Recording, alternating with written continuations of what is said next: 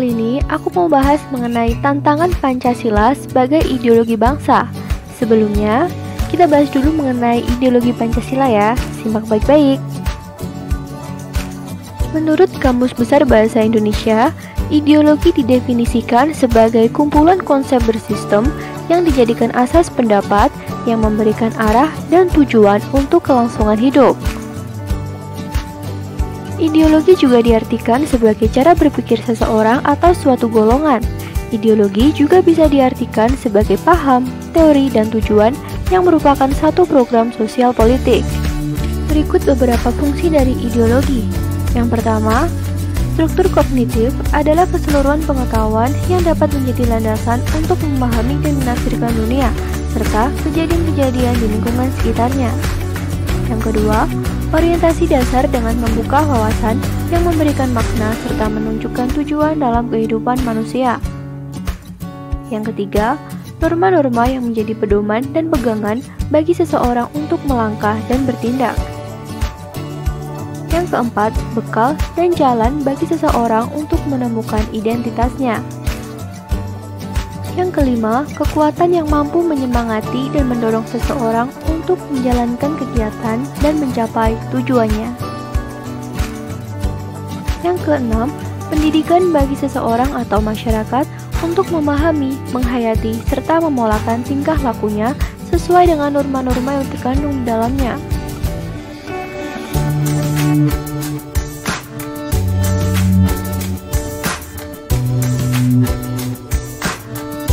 Berikut tantangan yang pertama adalah globalisasi.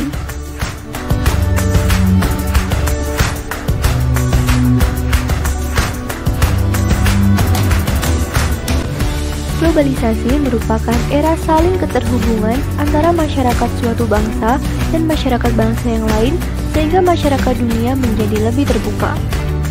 Kebudayaan global sendiri terbentuk dari pertemuan beragam kepentingan yang mendekatkan masyarakat dunia.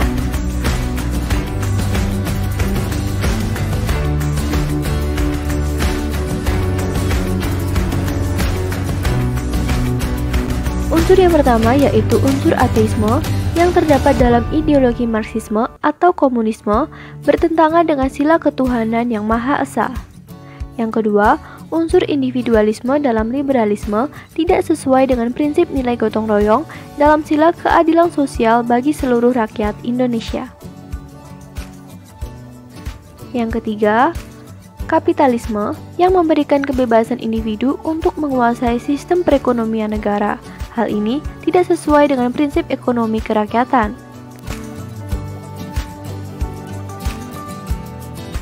Salah satu dampak yang dirasakan dari kapitalisme ialah munculnya gaya hidup konsumtif.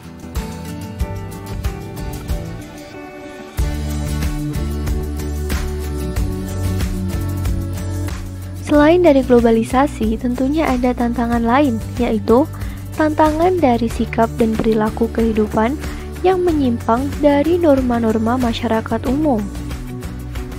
Tantangan tersebut meliputi antara lain terorisme dan narkoba. Yang pertama adalah terorisme. Teroris merupakan musuh bersama kemanusiaan karena tindakan mereka yang membuat orang lain tidak aman, tidak nyaman, selalu diselimuti rasa ketakutan, dan mengacaukan sistem sosial dan hukum yang sudah mapan dianut oleh bangsa Indonesia.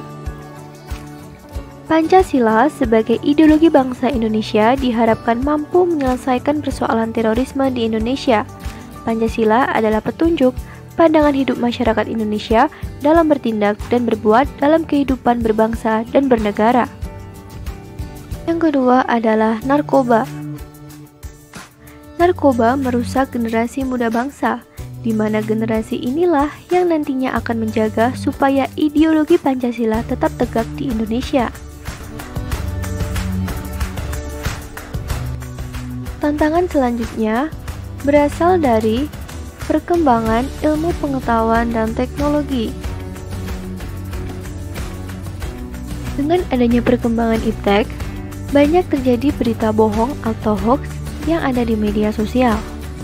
Tidak menampik kemungkinan apabila ideologi Pancasila juga mendapat tantangan dari adanya perkembangan iptek itu sendiri. Ajaran Pancasila sekarang banyak disebarkan melalui media sosial. Kita, sebagai warga negara yang baik, hendaknya mampu menyeleksi berita yang ada, terutama berita yang menyangkut ideologi bangsa.